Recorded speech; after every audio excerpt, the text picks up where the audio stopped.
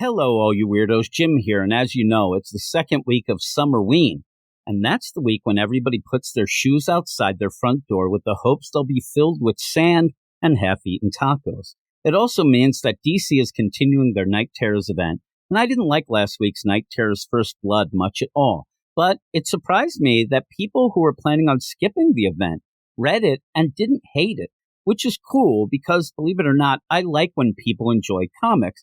And when everyone likes something that I maybe didn't, it does make me go back and reread and reevaluate it to see what I was missing.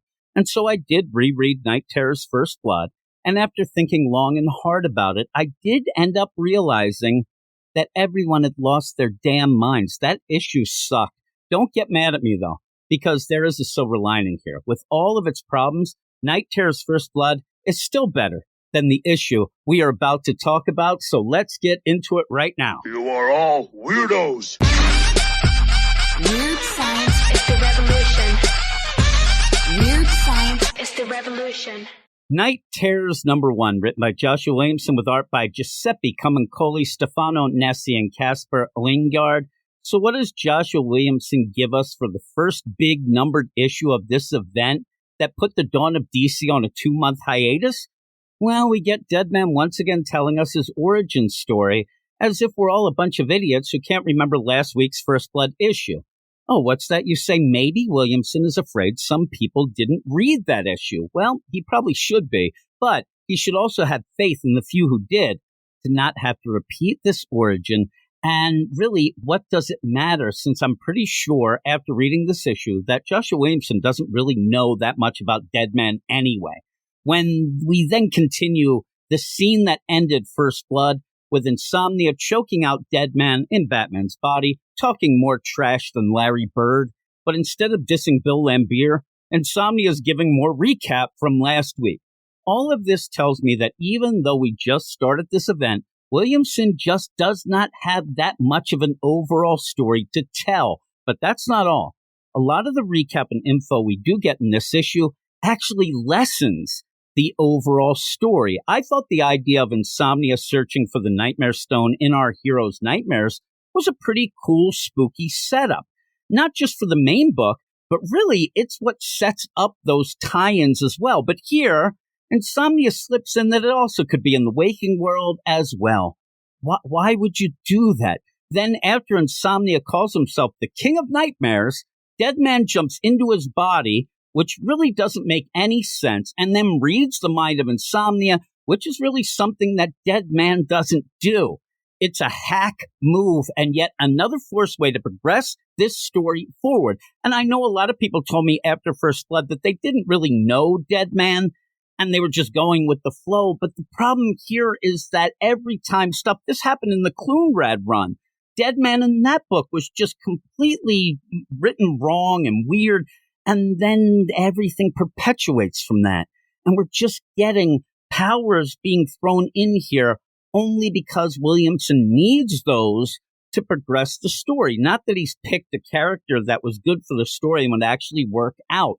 It's a hack move. So what do we find out then? Well, Insomnia is just some guy who was in Arkham Tower and got some of the Lazarus rain on him. Really? This is the big bad of the event. And he's a schmuck who got rained on. Maybe the way to stop him by the end is to give him a weather app on his phone and maybe an umbrella. We do find out that he needs the Nightmare Stone to remain in the waking world, and it's hinted that he had a happy family life before all this. My guess is a hero or villain did something that scrambled his brains. He ended up committed to Arkham and was forgotten about. And then, he gets a little wet from the Lazarus rain. Now he's out for his revenge. The issue continues with Joshua Williamson, again treating us all like idiots. Who would possibly believe that the whole world can instantly go to sleep and yet nobody died? What, because we see Red Tornado save one plane? Seriously? And then the book ends with Deadman raising Wesley Dodds Sandman from the dead using Lazarus resin. 2 words I hope to never say again in my life, though I think the Deadman and Batman's body and Zombie Sandman, pretty cool team up to end the issue. After everything, though, that I just said, the biggest problem with this issue is it's boring. It is not that exciting.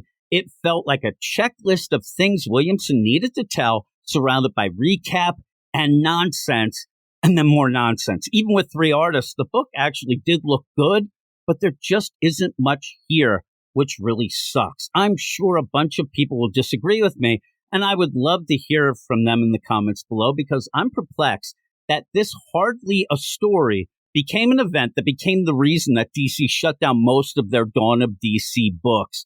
I just want to get back to the Dawn of DC books and already want to forget that this nonsense even existed, but that's how it goes. And with all that, I'm giving this a 4 out of 10, and that is mostly for art, but I'd love to hear what everybody else thought of this in the comments below. I'm sure there's going to be people angry at me, all of that stuff, but hey, that's the way it goes when you give your own honest opinion. I'd like to hear everybody else's honest opinion as well. And if you would care to, please subscribe to the channel, like the video, all that stuff. But I'm out of here. I'm telling you, this book just got me all in a fluster, but that's it. Thanks, everybody, and I'll talk to you later. You are all weirdos. Weird science is the revolution. Weird science is the revolution.